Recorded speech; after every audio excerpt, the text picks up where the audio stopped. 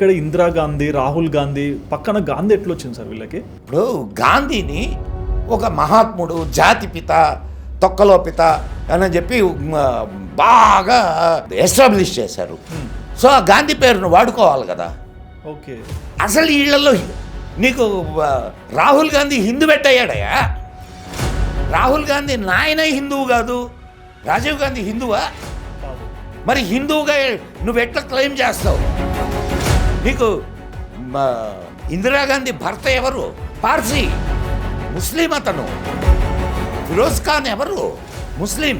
వీళ్ళ పెళ్ళి ఎక్కడ జరిగింది? ఇంగ్లాండ్లో. ఇందిరాగాంధీ పేరేమిటి? మైమూనా బేగం. మీకు సర్టిఫికేట్లో ఉంటుంది, చూడు. నువ్వు గూగుల్ చేస్తే నీకు తెలుస్తుంది.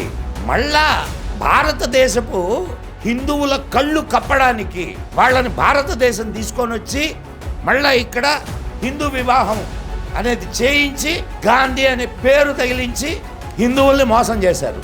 ఈ హిందువుల వీళ్ళకి బుద్ధి లేదు, తలకాయ ఉండదు, ఆలోచించేటటువంటి జ్ఞానం ఉండదు. ఇంత ఇంత పబ్లిక్గా మోసం చేస్తుంటే మీకు అర్థం కావట్లేదా?